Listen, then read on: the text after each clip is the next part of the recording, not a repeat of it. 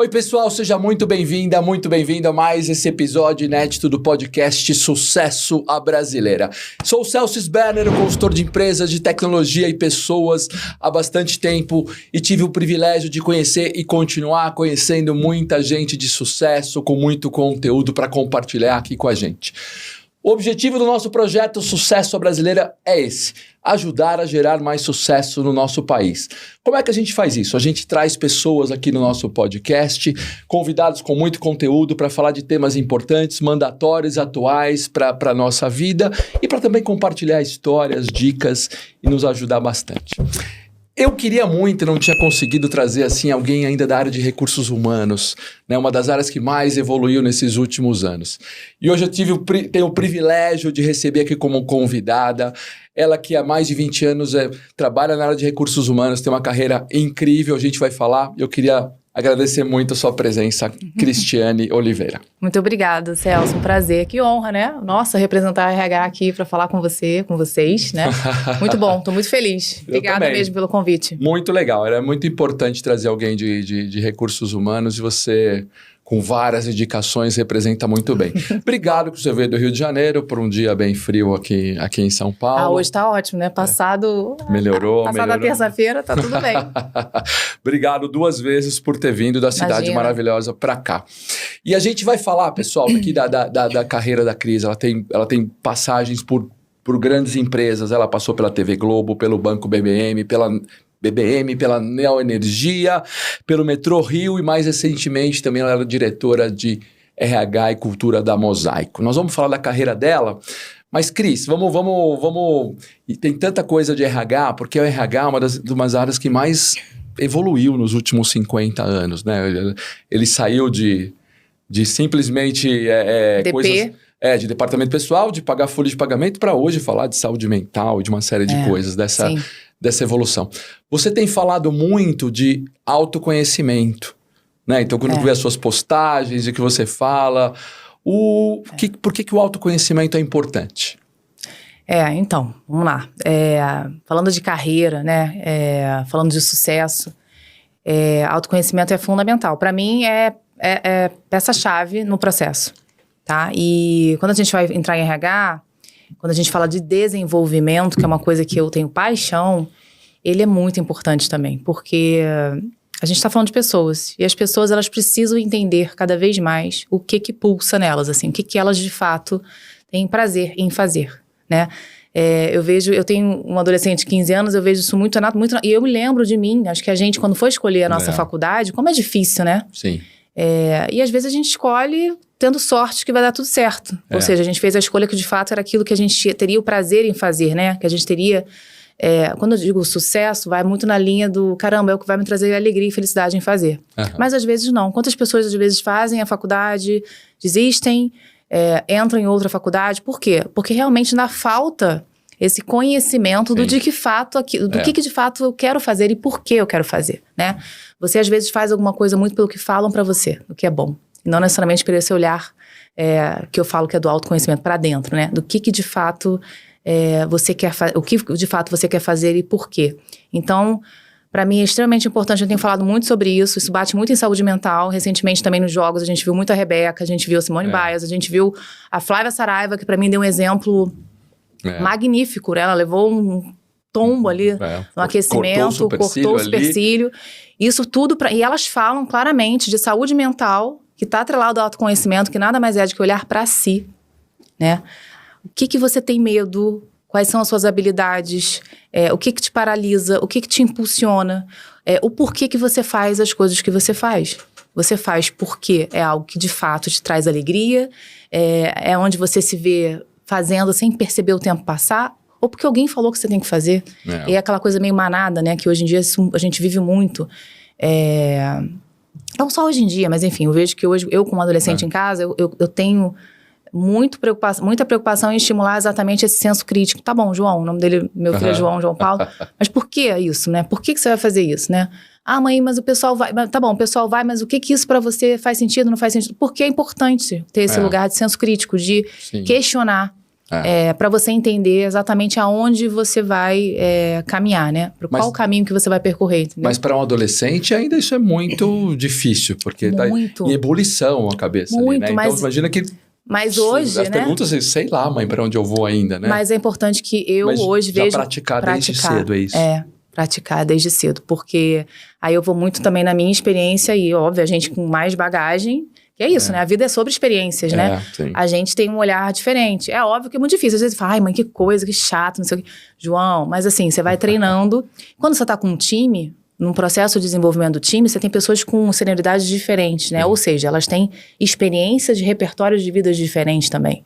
Então, você também, esse treino é natural. Na mentoria... o que é um grande mentor, né? Um mentor, ele é uma pessoa que fez um caminho que você quer fazer. Ele já passou pelo caminho. Então, é importante que você tenha esse papel com o teu time, com o seu filho. Seu filho, você é um grande mentor do seu filho. Sem dúvida. Então, é assim que eu tento treiná-lo. E essa questão do autoconhecimento, para mim, é fundamental no processo de desenvolvimento, no processo até mesmo de saúde mental também. Porque aí você sabe os seus limites, você sabe o que de fato... te paralisa, o que você precisa desenvolver, por quê. Até para não ter as pegadinhas das situações do dia a dia, para você saber como você vai lidar.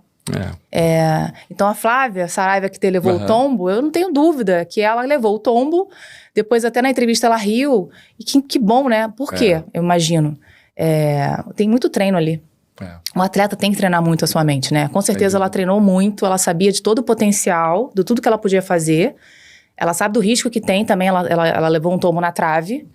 Até onde eu sei, estudando um pouquinho mais, vendo lá as reportagens na trave, é um aparelho que é muito possível que aconteça, obviamente, esse tombo. E ela, acredito eu, que ela falou, bom, levei um tombo aqui, ela era a primeira, o que eu faço? Eu tenho que agora aqui, voltar, respirar, voltar e fazer o que eu posso fazer o melhor, porque eu sei que eu já treinei pra fazer isso. Não deve ter sido o primeiro tombo daquele. Não sei se cortando o supercílio daquele jeito, né? Mas ela poderia ter sido estabilizado e realmente não ter feito. E ela fez brilhante, assim. Eu tive a possibilidade de assistir. Ela foi brilhante, ela era a primeira, então assim... Foi muito legal. E você falando assim desse efeito manada, eu tô lembrando lá de eu bem jovem, tendo que decidir jovem que faculdade você faz, que carreira que você vai, se é para a direita, se é para a esquerda, exatas e humanas, e você não tem você não para para se conhecer, né? Não se parar, pelo menos naquela época não, né? Você vai meio no embalo de todos. E mesmo depois profissional, você segue meio que os exemplos, né? Você não fica... Você tá falando que talvez fosse importante... Talvez até escrever, documentar. Eu lembro quem é você e o que você gosta, o que você não gosta. Não sei se fazer algum exercício desse tipo. Então, vou dar um exemplo meu, que aí me facilitou muito. E depois eu fui lembrando disso da minha adolescência, né? Acho que todo adolescente fica muito angustiado, né? Vai se aproximando ali de escolher o que você quer fazer pra vida, meu Deus. Mas eu lembro que eu pensava assim, caramba, o que eu sou boa fazendo? Eu lembro que eu passava, assim, um terror na escola com a matemática, com as exatas. Eu não sou uma pessoa naturalmente habilidosa. Desenvolvi, sou bem melhor, até porque como uma head, assim, uma gestora de RH, eu preciso hoje trabalhar muito focada, né, em indicadores, a tomada de decisão, eu preciso minimamente entender. Sim. Não preciso ser eu a pessoa, né, que gere, mas eu preciso ter um bom time, eu preciso saber pedir as coisas, né? Então não dá também pra achar e sentar naquele lugar do tipo, tá bom, não é o que eu gosto, não quero, bato o pé. Não, você também tem que entender o que você precisa desenvolver, né? Mas, pra escolha, eu pensei, bom, eu já sei que eu gosto de ler. Aí eu comecei, eu lembro de eu fazendo esse exercício, eu gosto de ler, eu gosto da parte mais humana. Eu lembro que eu tinha um pensamento muito de como é que eu colaboro. Engraçado, né? Eu era uma jovem um pouco madura demais, talvez, pra idade. Como é que eu colaboro pro outro? Aí eu fui indo... Caramba. Eu fiz essas reflexões. Eu, como adolescente, nunca pensei se eu colaborar com alguém naquele momento. Eu acho que talvez aí entra muito uma questão, assim, de experiência. E eu acho que como eu tive uma família... o primeiro valor que veio, né, principal pra mim, veio a educação para transformar. Meu pai e minha mãe são pessoas que não têm a formação completa, né? Meu pai era cearense, veio pro Rio de Janeiro analfabeto, veio aprender a ler e escrever aqui e foi porteiro. Ele aprendeu a ler e escrever com uma moradora do prédio que ensinou, ele era professora. E minha mãe é empregada doméstica. Depois ela melhorou. Minha mãe conseguiu, se eu não me engano, ela estudou até a 4ª ou a 5ª série. Mas o que eu aprendi? Né? O que eles colocaram pra mim? Minha filha, e eles tiveram um filho. Eles foram muito sábios também. Eles falaram, não, um filho, a gente vai se dedicar a esse filho. E minha mãe falava assim, não, o que a gente vai fazer por você é o que a gente sabe que vai mudar esse padrão de maior dificuldade, né? De conseguir melhores oportunidades. Que legal. A educação. Então, eu lembro que minha mãe me estimulava muito com leitura. Eu tinha aqueles livrinhos todos, né? Infantis. Então, assim, esses exemplos, parece que não, mas eles já tinham muito claramente na mente deles, assim, a gente vai investir nela. A educação para ela vai fazer diferença e ela vai ter melhores oportunidades do que a gente teve. Que bacana. Isso é muito bacana. Então, isso me ajudou a crescer.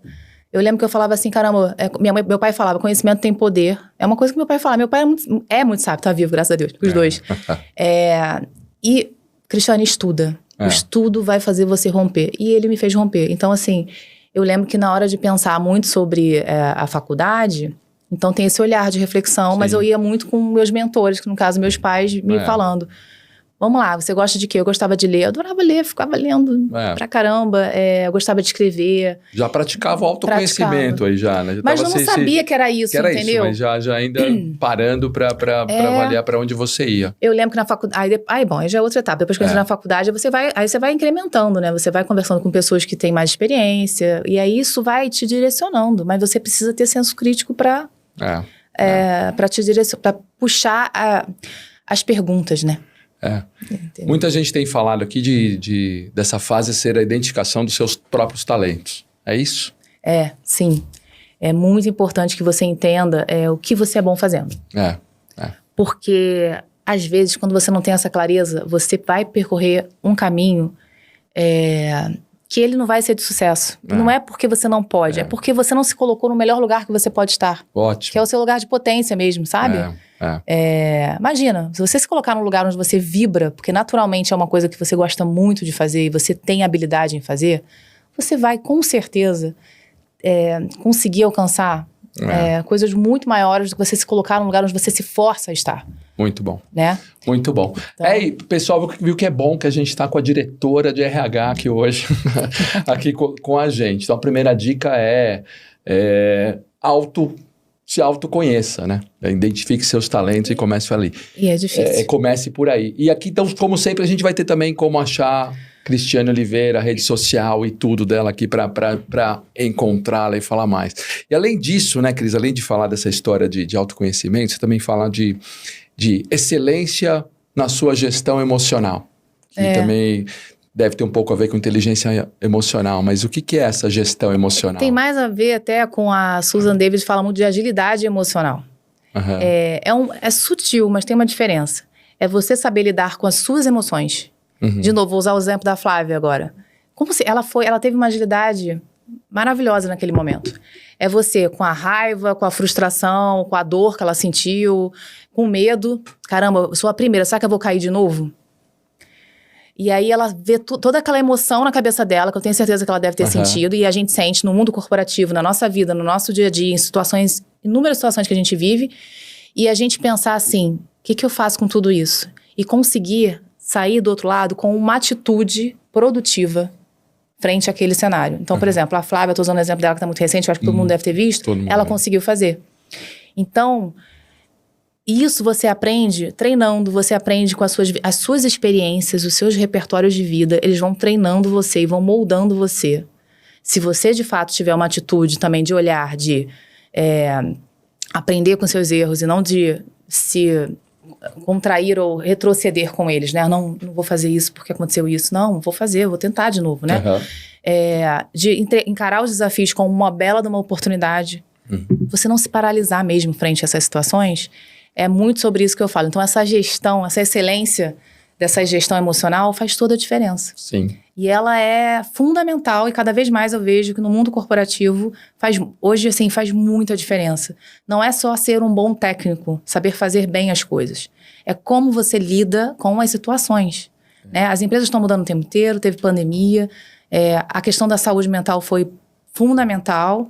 E o que fez as pessoas, algumas, de repente, ficarem melhores ou não? E não é culpa aqui disso, é natural.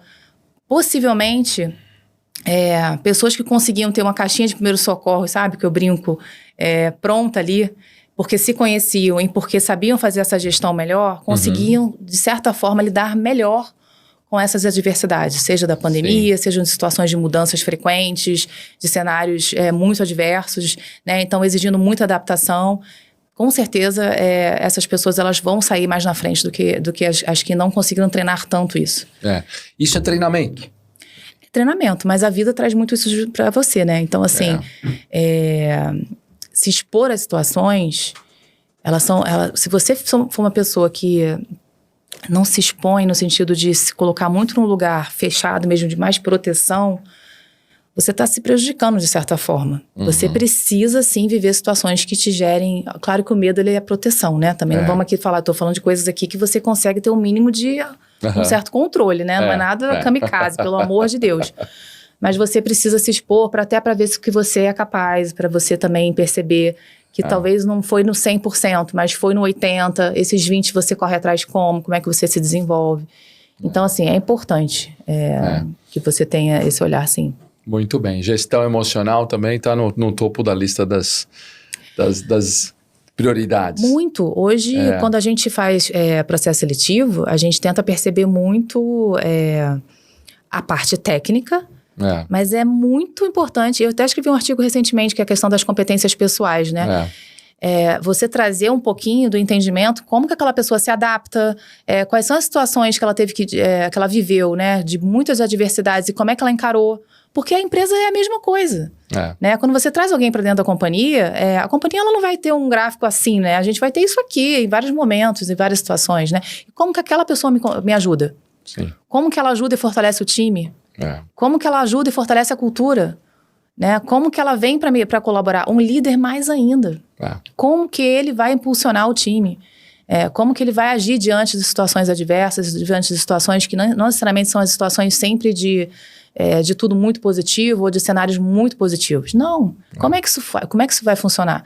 Então, a gente tenta identificar isso. Isso é óbvio, dependendo da bagagem de cada um, isso vai estar mais maduro. Né? Quando você pega uma pessoa que é mais júnior, porque é natural, ela ainda vai viver muitas coisas, bacana. Mas você também tenta entender um pouquinho o histórico de vida dessas pessoas. Até para entender o quanto que elas vão conseguir contribuir, o quanto que vai ser fácil a adaptação a determinada cultura, porque tem os valores, como é que a gente vai conectar isso, como é que essa pessoa vai conseguir se desenvolver.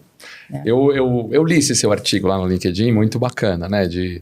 E você, como sendo do RH, né, um processo que afeta a todos nós aqui, sem dúvida, né, é um processo seletivo, né?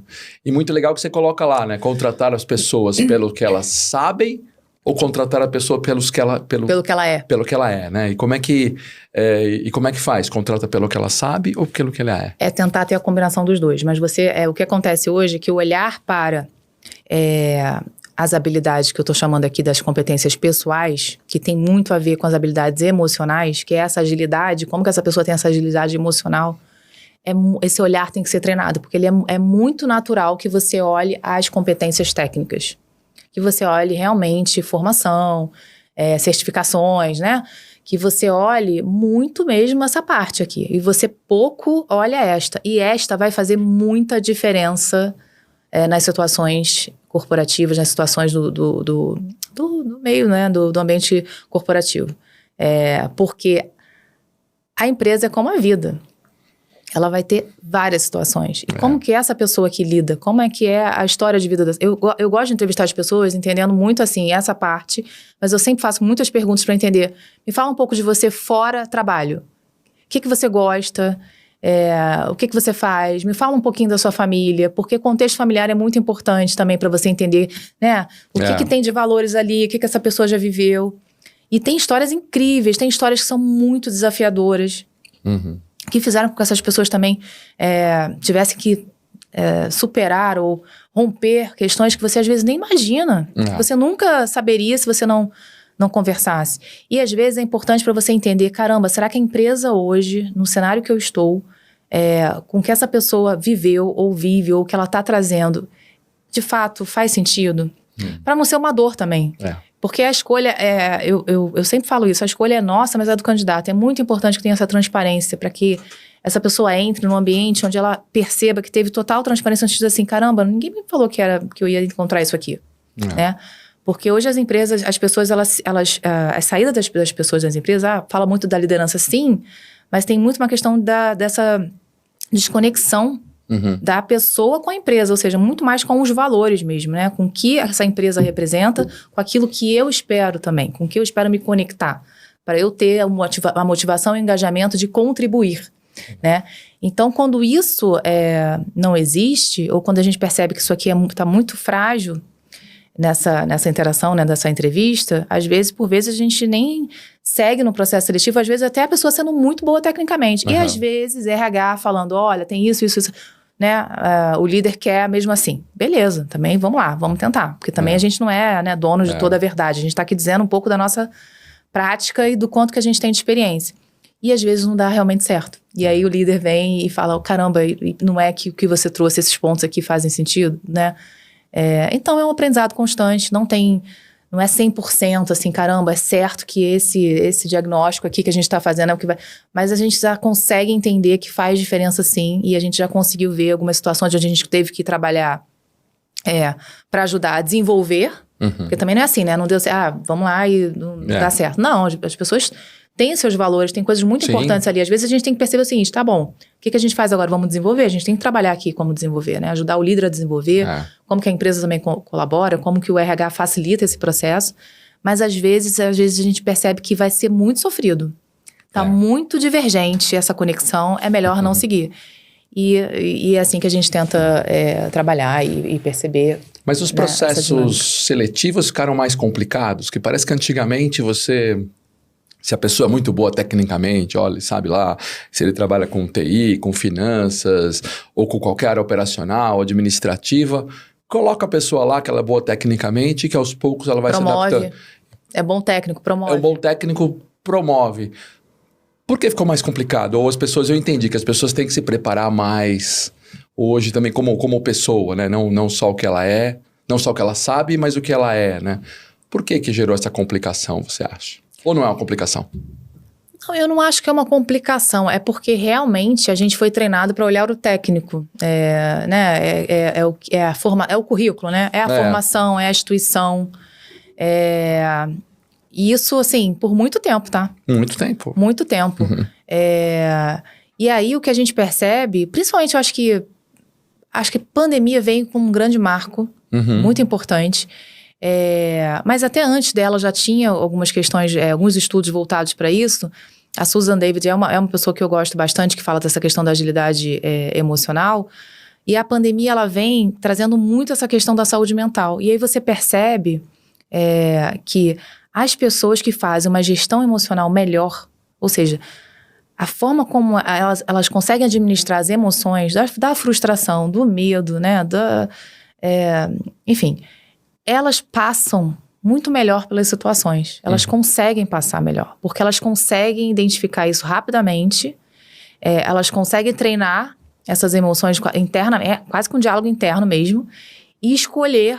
Isso tem que ser um treino muito forte. Qual o comportamento que eu vou ter ali diante daquela situação, entendeu? Só que assim, isso aqui exige muito, muito treino. E aí você pode dizer que isso aqui, você pode trabalhar isso com...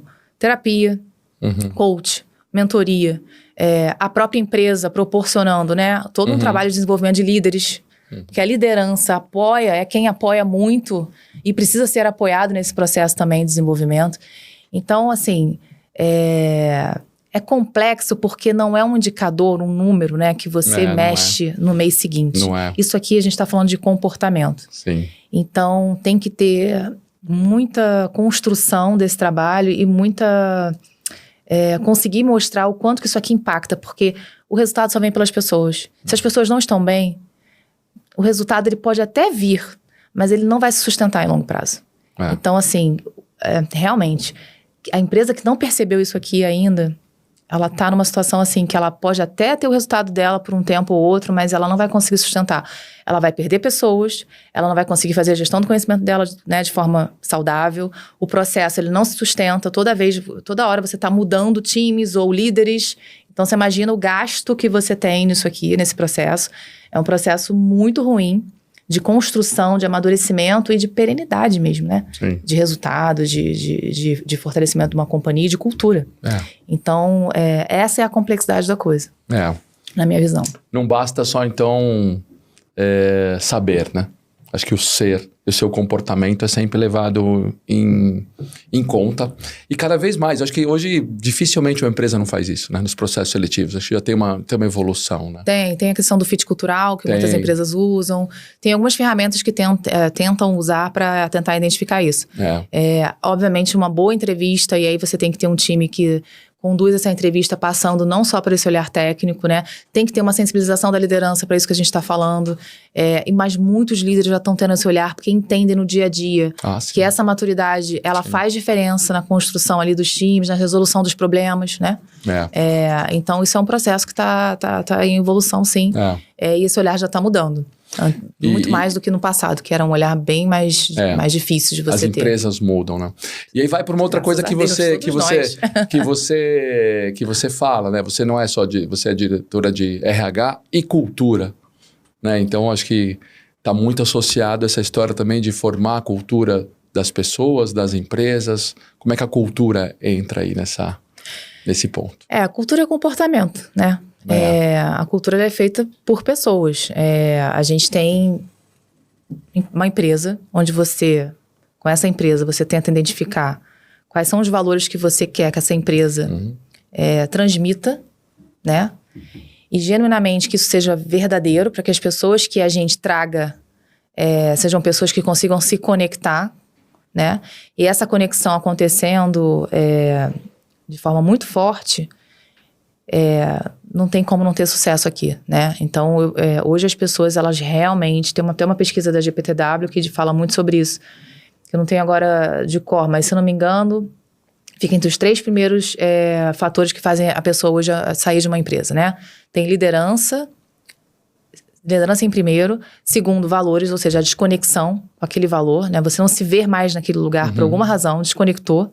Então, você não se vê mais performando porque você não está mais motivado, você não está mais engajado, né? Não é mais aquilo que, de fato, faz sentido para você. E o terceiro é a remuneração, né? Então, a cultura ela tem que ser muito bem trabalhada no sentido de que você tem um ambiente onde as pessoas elas tenham realmente prazer em trabalhar e estar. E isso é desafiador também, porque você tem que construir isso de forma muito sólida e perene.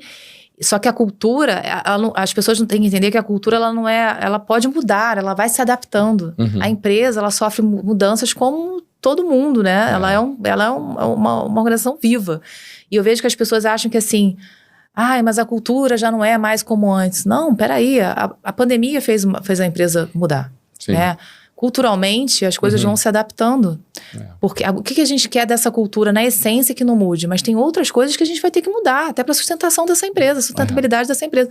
Assim, não tem como a gente achar que esse processo ele não é vivo e orgânico, né? O que a gente tem que entender é aquilo que a gente não pode perder e quem a gente quer conectar. Porque conectando de forma correta, esse resultado vem. A gente traz pessoas que, de fato, se veem felizes, colaborando com o que tem de melhor com aquela empresa. E aí a gente vê uma cultura forte acontecendo e algumas empresas fazem isso muito bem, né? E outras estão realmente no desafio dessa construção.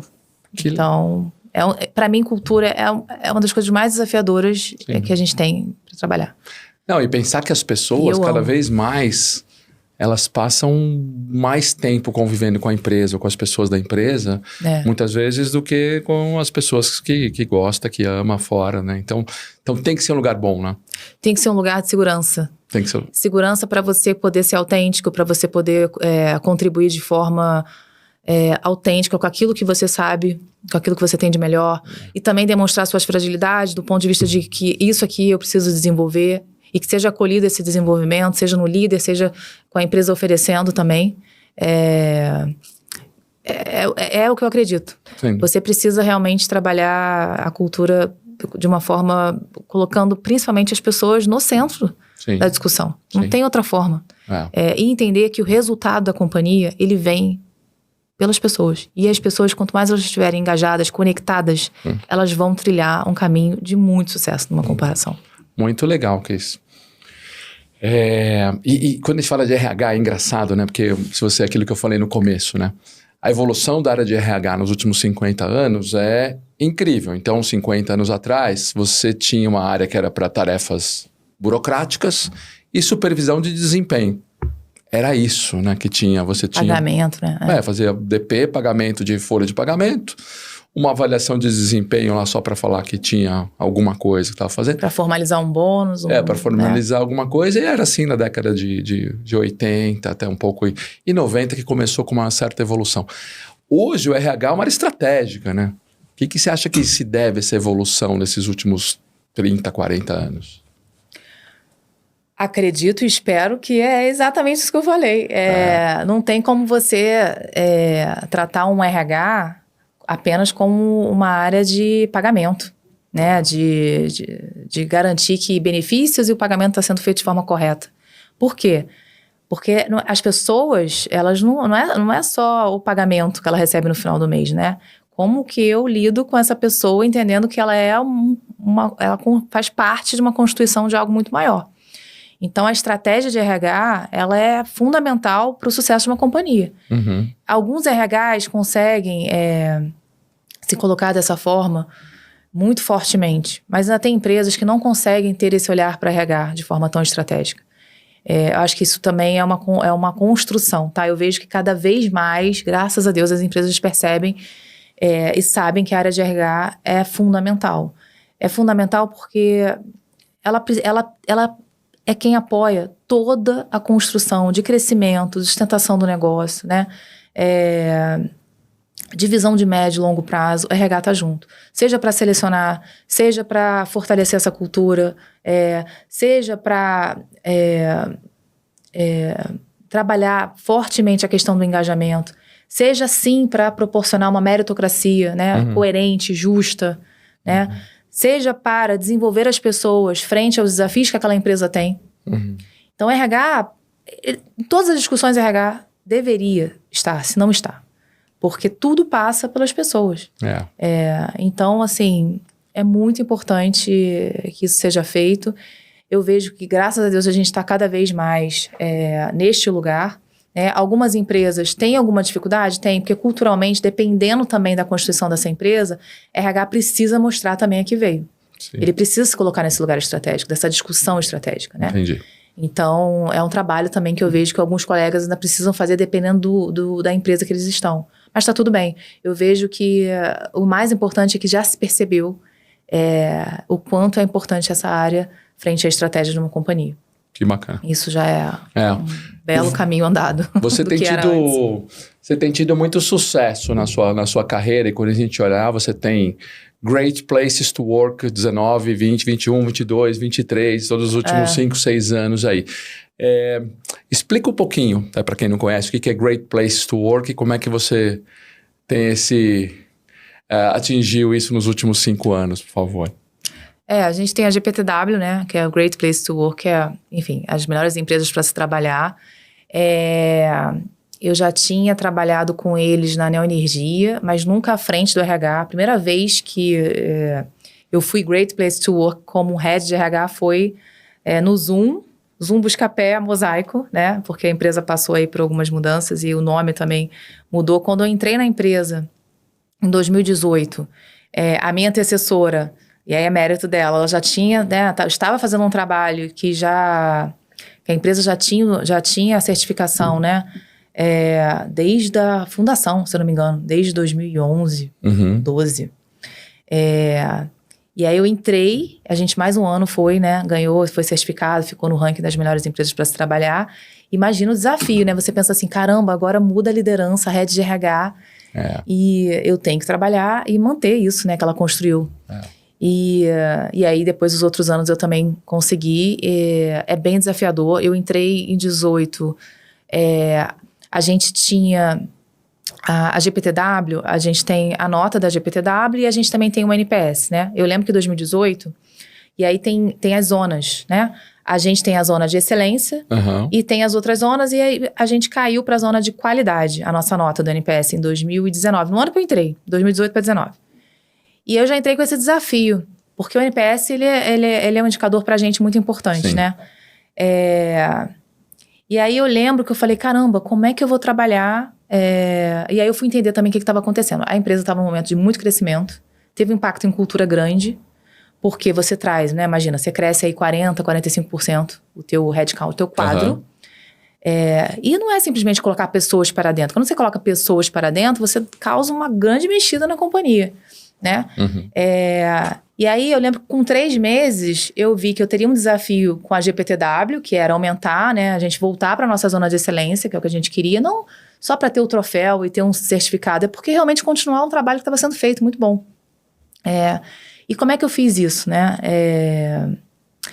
Eu fiz um trabalho muito com os colaboradores, assim. Eu fiz um trabalho de cocriação mesmo. Eu trouxe...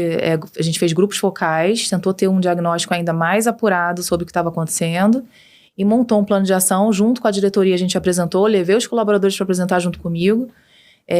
E no ano seguinte, a gente voltou para a zona de excelência e continuou continuamos no ranking. E todos os outros anos a gente conseguiu. Claro que às vezes com nota maior, nota menor, mas a gente conseguiu. Mas é um desafio grande, principalmente quando a gente vive um momento como a gente estava vivendo. A gente comprou uma empresa, depois veio pandemia, aí todo mundo remoto, depois a gente abriu capital, depois mudou presidente, depois a gente foi comprado. Então, assim, várias situações... desafiadoras, né? Muito. Que só trouxeram ainda mais desafio para se trabalhar clima, né? Enfim, cultura e o ambiente interno. Então, assim, fico muito feliz de a gente ter conseguido fazer o trabalho. Mas é isso, é um trabalho de formiguinha, é desafiador. Acho que muito mais do que você ter o troféu é genuinamente você viver o Great Place to Work. De fato, genuinamente, né? E é sempre desafiador você conseguir viver isso na prática. Mas assim, o que eu posso dizer é que você chamar os colaboradores para fazer as coisas com você, ou seja, ouvi-los, entender e tentar de fato atender o que está acontecendo, é um caminho que normalmente é o caminho que traz mais sucesso para você conseguir fazer esse trabalho do Great Place to Work, conseguir estar no ranking, conseguir ter o teu troféu, enfim, tua certificação. Ótima dica. É um trabalho que me dá muito orgulho, muito bom. Não, e parabéns, são 5 anos seguidos num cenário que nenhum ano não é aquela coisa estável, né? Nenhum ano estava igual ao outro, né? Uma loucura, pelo que você falou. Tem ano que a gente, a gente cai, tem ano que a gente sobe. E vende a empresa, e muda aqui, muda a história, firme e forte. Tem ano que a gente às vezes não vai estar no ranking, mas a gente tem a certificação. Então assim, é isso, é como a vida. De novo, é olhar para dentro e entender o que a gente agora tem que fazer, que a gente não está fazendo. Aonde que de fato a gente está com uma questão que a gente precisa resolver. E é isso. Muito legal. Um pouquinho antes da sua carreira, vou começar até pelo final, né? Hoje, além disso, você faz mentoria também, né? Mentoria para jovens, mentoria geral, Para jovem tá recente ainda. Tá recente, mas mentoria, então, daqui a pouco a gente fala dos jovens, mas mentoria como um todo, qual que é a ideia? Eu, no meu processo de autoconhecimento, depois, já mais velha, depois de ter feito faculdade, formada, trabalhando, eu senti muita falta, além da terapia que eu fiz durante um período, eu percebi que eu precisava trabalhar alguma outra coisa diferente. Aí eu fui fazer coach, formação mesmo. Fui fazer e é legal que você faz aplicando em você as ferramentas, né? E depois, obviamente, você utiliza ela, né? E eu utilizava muito com meus clientes, né? Eu, como consultora interna, na época, usava muito trabalhando com meus clientes, né? E depois a mentoria veio muito trabalhando com mulheres. Sim. E aí trabalhando mentoria para ajudar mulheres na primeira liderança. E aí eu comecei de forma voluntária, até pelo tempo, eu falei, vou fazer. É muito bom. Porque eu brinco que a gente tem que devolver para o mundo aquilo que a gente faz bem. Eu acredito que eu faço muito bem uma coisa, que é desenvolver. Eu amo o desenvolvimento de pessoas, assim, trabalhar com o desenvolvimento. Então, o que eu posso contribuir, uma vez que eu já passei um caminho que alguém ainda quer passar, e eu posso ajudar a trazer alguns insights, eu posso ajudar essa pessoa a pensar um pouquinho melhor, se o que de fato ela tá pensando, a construção como ela tá pensando, é um caminho. Que legal. Qual é o caminho, né? Aqui é mais árido, aqui menos árido, aqui eu já levei um tombão, posso dizer que esse caminho aqui, claro que cada um vai percorrer o seu, mas como que eu consigo trazer e contribuir para que essa pessoa passe por isso de uma forma talvez mais suave, né? Sim. E ajudando ela a entender melhor qual o caminho de fato que ela vai percorrer. Então, Legal. com mulheres, ano passado eu trabalhei e fiz com algumas mulheres, foi muito bacana. Para jovem, eu como filho de 15 anos comecei a me despertar muito esse interesse, e aí eu tô escrevendo, na verdade eu tô tirando uma palestra para um grupo de jovens que eu vou começar, e dessa palestra eu já me ofereci para fazer mentoria com alguns também. Que bacana. Mas tá bem no início. Mas com jovem, eu acho que vai muito nessa linha do autoconhecimento. Eu vejo como é importante, ainda mais para essa galera, eu vejo que a galera assim tá com muita informação. Eles recebem mais do que a gente, né, do que a nossa época, com a internet. É muita informação. Eles se veem muito perdidos. Por vezes eles têm uma dificuldade incrível de realmente ter uma direção. Às vezes essa direção em casa também não vem tão fácil. E aí não é culpa de ninguém, é porque talvez esse pai e essa mãe também tenham uma situação onde eles também não conseguiram ter tanta essa clareza. E aí eu tô falando de pessoas mais vulneráveis, sabe? Sim. Trabalhar com jovens mais vulneráveis. Que vem de um ambiente que às vezes diz pra eles, muitas vezes, que eles não são capazes, ou que não vai ser possível, vai ser mais difícil. É isso, quando você coloca na sua cabeça, você realmente começa a vibrar desse jeito, e aí você repele muito mais do que atrai, aquilo que deveria, com o potencial que você tem. E que poderia ser utilizado de uma forma extraordinária para você fazer algo muito bom. Então é nessa linha que eu quero trabalhar com um jovem. E o Brasil é um prato cheio para isso, né? Porque você tem primeiro, né, um país jovem, com muitos jovens aí nessa fase, e sem tanta formação boa nas escolas. Isso. E precisa de realmente dessas iniciativas, né? Pra gente pôr no caminho certo esses e aí caras, quando né? você vê essas pessoas que estão, ou elas vêm de uma situação, né, estão num ambiente que diz pra ela a todo momento que vai ser mais difícil, que não vai conseguir, ou elas desistem, ou elas se colocam num lugar de realmente de não conseguir. E aí é muito cruel, porque como assim? Tem muita coisa boa ali pra gente trabalhar e pra ajudar. Que legal. Então, e eu acho que eu sou um exemplo, de certa forma, também disso. Sem dúvida, pela sua história é muito, muito bacana, né? Por que não pode, né? Tem que ter uma ajuda. Sim. E aí é isso, nessa linha que eu tô pensando. Bom, então quando tiver a palestra, você fala pra gente ajudar, pra divulgar, e vamos espalhar por aí isso aí, que vai ajudar muita gente a ter sucesso brasileira aqui. Não, eu acho que é isso, o mundo é sobre isso, né? O quanto que a gente contribui para esse outro também, para que essa pessoa consiga se desenvolver e trilhar um caminho melhor. Acho que é isso que a gente tem como objetivo na nossa passagem, pelo menos a minha é essa. É um pouquinho, contribuir um pouquinho do que eu tenho com o outro é muito bom. Por isso que você está aqui com a gente, porque esse é o nosso objetivo também. É isso. Então, estamos alinhadíssimos nessa história.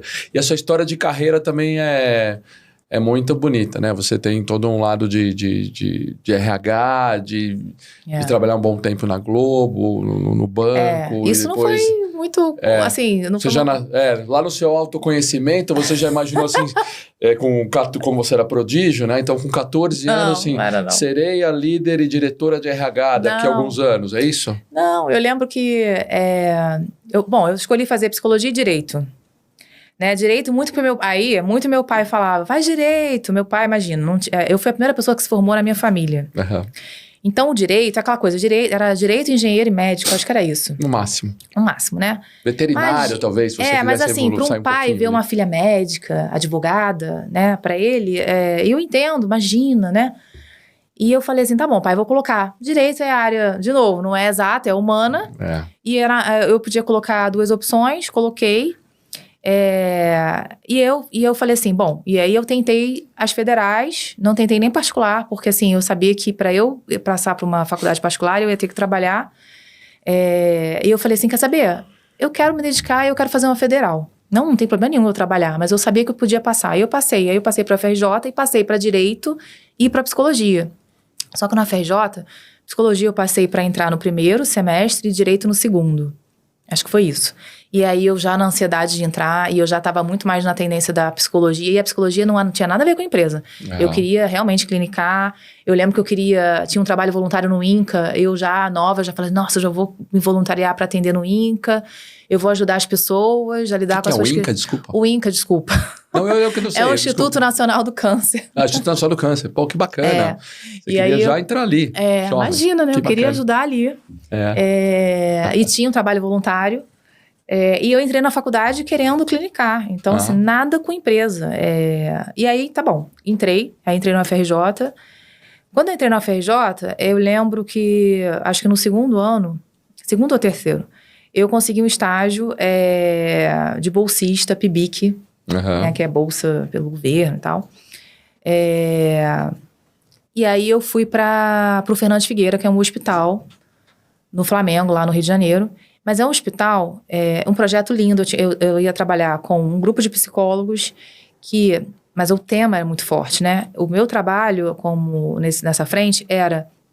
Esse hospital ele recebe muitos casos de crianças que possivelmente passaram por violência doméstica. E o objetivo do estudo era identificar se os médicos... eles notificavam ou não o conselho tutelar, porque tem uma obrigação em fazer isso quando você percebe que isso está acontecendo, né? Então, era muito sensível. E aí, eu tinha que ler, estudar os prontuários, né? Eu tinha as crianças todas. E assim, eu me deparei numa realidade muito dura. Uma realidade que você ouve no jornal, mas quando você vê que acontece de fato, você se choca muito. E nessa hora eu me vi emocionalmente muito abalada e eu fiquei muito... Eu me desesperei, eu falei, gente, eu não vou conseguir. Assim, eu fui fazer faculdade, eu não vou conseguir. Como é que eu vou clinicar? Eu não consigo lidar com...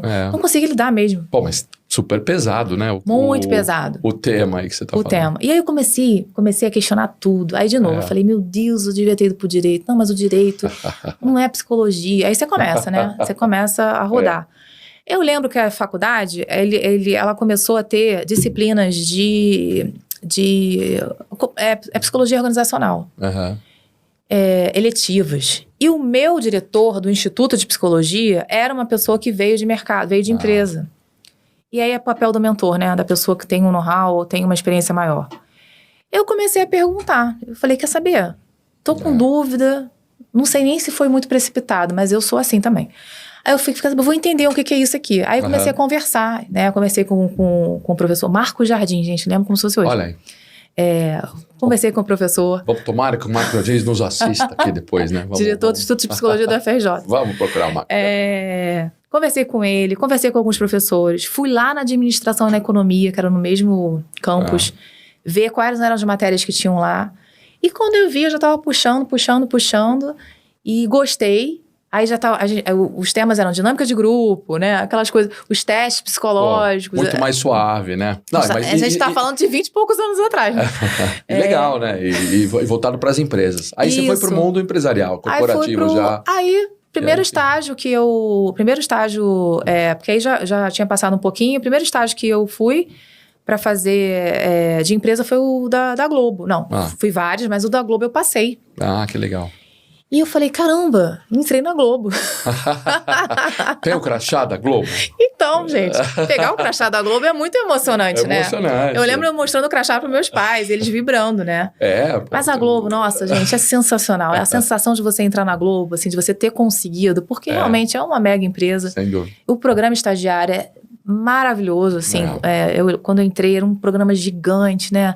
Era uma conquista muito grande ter conseguido. Que legal. O crachá na mão. Pai e mãe orgulhosíssimos, imagino em altíssimo nível. Muito. Caramba. E aí, da Globo, comecei, porque aí depois eu fui efetivada, e aí fiquei na Globo 4 anos, enfim. E aí tem... Em treinamento e desenvolvimento. Então você é psicóloga? Sou psicóloga. Quem trabalha com recursos humanos tem que ser psicólogo? Não. Não? Não. Eu aprendi uma coisa na Globo. Eu não lembro agora o nome dela, mas a diretora de negócios internacionais era oceanógrafa. E uma das melhores pessoas de desenvolvimento, que é minha amiga, que eu gosto muito, Priscila Lopes. Ela é bióloga. Então, tudo na vida é treino. Mas desde que você entenda o que de fato faz sentido, né? O que pulsa em você para que você ajuste o teu caminho e o teu desenvolvimento. Que legal. Não é um impeditivo. Talvez vai ser um pouquinho mais difícil, concorda? Porque você tem uma formação, um olhar muito treinado para alguma coisa um pouquinho mais distante daquilo ali. Mas é treino. Eu brinco que desenvolvimento é movimento, é treino e tempo. Treino até se tornar, né? Então, Então não é mandatório, pode ser Não. qualquer formação, vai só aprender, treinar e querer, né? Eu acho que ajuda muito, tá? Tem um olhar realmente diferente, mas não é mandatório, não. Não vejo como mandatório. Eu vejo vários profissionais, como esses que eu falei, né, que estão trabalhando com coisas que você fala, você nunca vai imaginar que uma bióloga vai estar dentro da área de recursos humanos, trabalhando, na minha visão, de forma brilhante, desenvolvimento. Realmente é possível. Entendi, Tá? que bacana. Possível. Mas você corre atrás, você vai fazendo outras formações, você vai complementando o que te falta. É sobre isso, né? Sim. É você entender, de novo, o que eu preciso desenvolver que eu não tenho, que vai fazer falta. Sim. Isso você precisa saber. Porque aí você vai ter que correr atrás, porque alguma coisa você vai talvez, se deparar que vai fazer falta. Então, você tem que contribuir, né? Para que isso seja complementado de alguma forma. Que bacana. Dá tempo de tomar cerveja?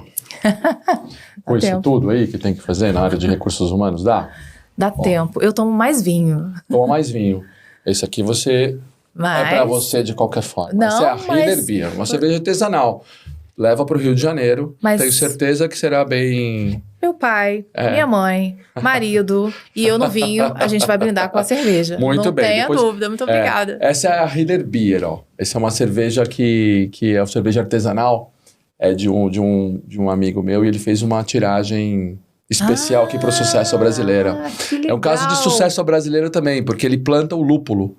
Então, porque o lúpulo é uma coisa muito europeia, de países mais frios, mas eles têm plantado aqui em Minas Gerais, já com um nível bom de plantação, de qualidade, de tudo, e começa a fazer cerveja. Então, ele é totalmente brasileiro mesmo aqui. Então, vamos ver. Como é que chama o seu marido? Desculpa. Cássio. O Cássio. Então, vou mandar essa pro Cássio, depois você me fala se ele gostou ou não. Ele vai gostar. O Hiller é esse cachorrinho aqui, e essa é uma cerveja. O Tídio, né, que faz esse aqui, ele é sócio, meu sócio também numa outra empresa, que é a Mut. A Mut é a empresa de consultoria. Sim. É uma empresa de consultoria que faz...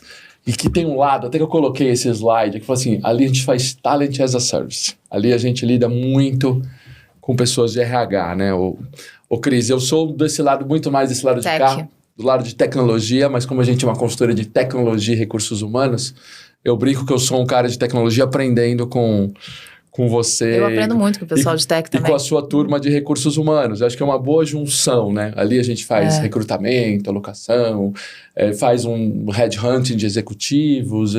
E aqui é muito mais a parte de processos, de tudo. Essa é a multi que a gente faz. O Tid é engraçado porque ele era um sócio aqui, mas ele não atua mais aqui, mas ele hoje resolveu assim... Vou plantar lúpulo e fazer cerveja, né? Muito bom. Então Adorei. Isso é para você. E a Multi é isso aqui. A gente vai aprendendo com as pessoas de recursos humanos. E por isso eu queria trazer alguém como você para representar toda essa turma. Tá? Representando meus colegas. Mas tá mandando muito bem para representar os seus colegas. Obrigada. E se você puder dar uma dica para quem está começando a carreira... E quer evoluir na área de recursos humanos e olha para você e para outras tantas pessoas de sucesso. Que conselho você daria para essas pessoas em início de carreira? Acho que não só para recursos humanos, para qualquer área, né? Eu acho que é muito importante você responder uma pergunta para você mesmo, assim. Onde está... O que te traz paz? Sabe? E por que dessa minha pergunta? O que você se vê fazendo que te preenche mesmo, assim? Que te traz alegria, né? Essa pergunta, de novo, não é fácil responder. Não. Quando eu falo de autoconhecimento, parece coisa boba, mas faz uma diferença incrível e não é fácil esse processo. Às vezes vai demorar algum tempo para você realmente conseguir fechar o que de fato pulsa, né? O pulsar que eu digo é o que vibra, o que faz você ir para uma energia, para um flow de performance diferenciado. Não é diferenciado para o outro, é diferenciado para você. Que você perde o tempo. Que no final do dia você tá na mesma energia, porque você viu que você tá fazendo o que você gosta, né? Isso faz uma diferença incrível. Então, acho que responder essa pergunta vai começar a ajudar. Escrever mesmo. O que eu sou bom fazendo? Meu filho tá nessa fase agora também. Eu uso muito ele porque eu acho que é uma fase legal. Ele fala, o que eu vou fazer? Tá um pouco ansioso, né? O que eu vou fazer? E eu falo, João, começa a escrever o que você é bom fazendo. Aí ele diz, ai mãe, mas... vamos lá, João. Aí às vezes eu puxo, né? Mas escreve. O que eu gosto? O que eu já sei que é fácil pra mim? Legal. O que não é? Mas o que não é, mas que eu sei que vai fazer diferença, que eu preciso desenvolver, né? Porque com isso aqui, já dando mais uma clareza, assim, das decisões a serem tomadas, né? Pra você não ficar na dúvida. Quando tem dúvida, é porque você tem muita opção.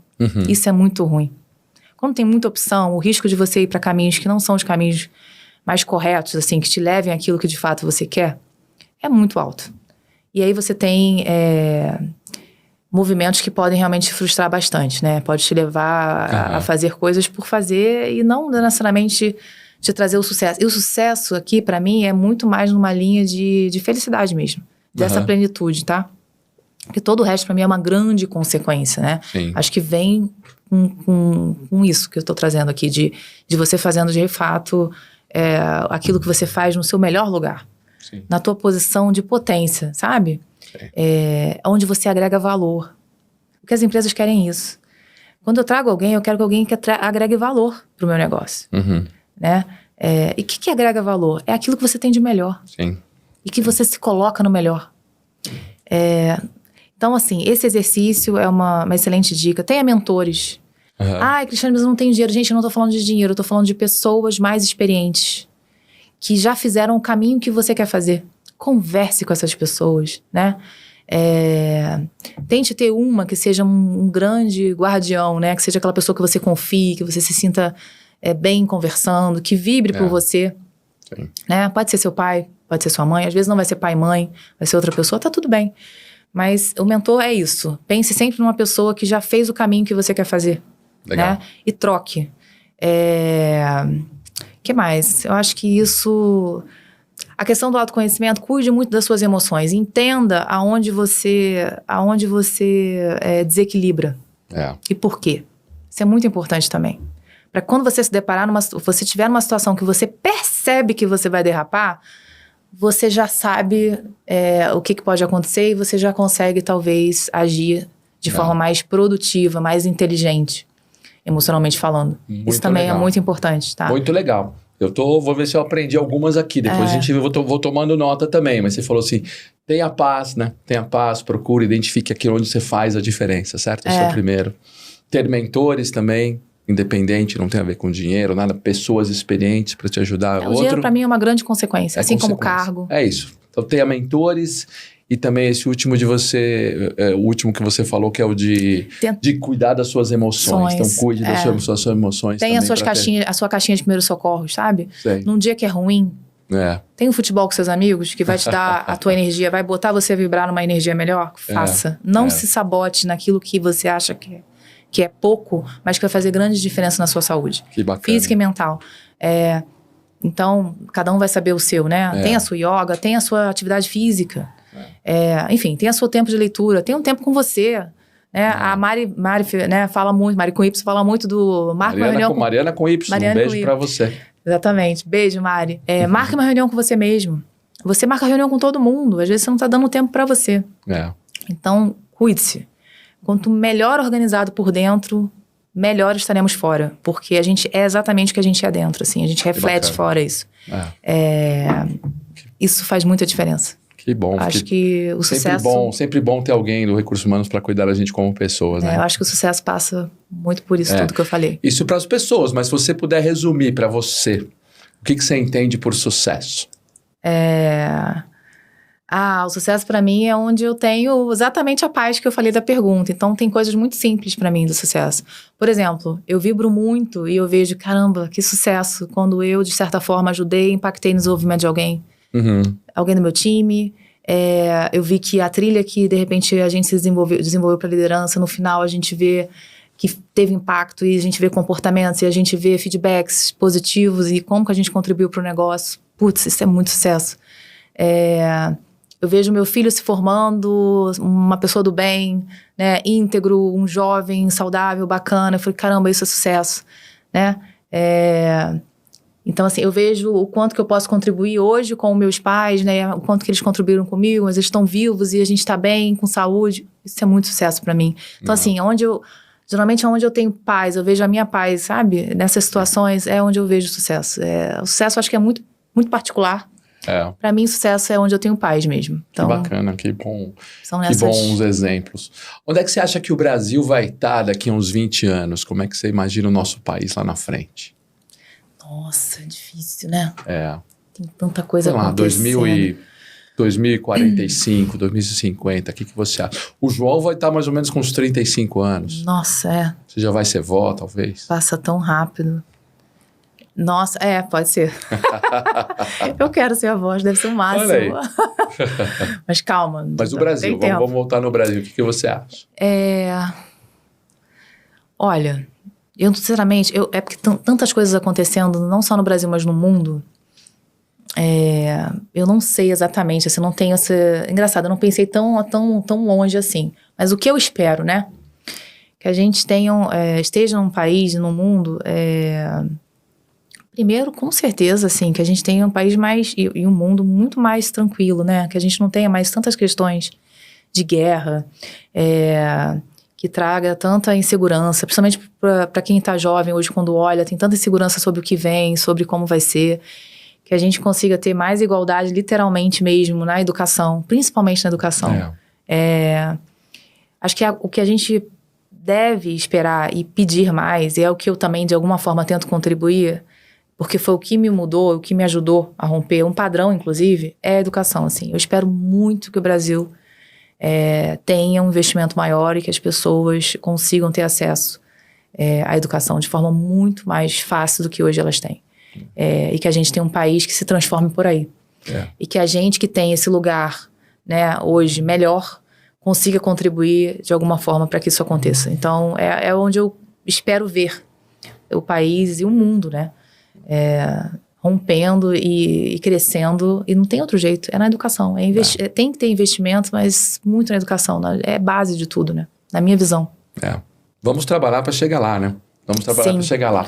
Muito legal, Cris. Passa rápido aqui. A gente já está 1 hora quase conversando. É verdade. Caramba. 1 hora conversando aqui. Muito bom estar com você, como eu falei. Assim, ter alguém Obrigada. Que tem essa visão, né, de humanizada das pessoas e traz uma paz. Traz uma paz conversar com você. Isso que você fala de todo se conhecer melhor, emoção. Tivemos uma bela aula aqui. Obrigada. Eu queria agradecer muito sua presença. Você é um baita sucesso à brasileira. Obrigada. Muito obrigado. E vamos estar aberto a outras coisas. Tem mais perguntas sobre RH. Faremos outro episódio em breve. Tá ótimo. Muito obrigada, Celso. Um prazer estar com vocês. Espero que tenha sido bom.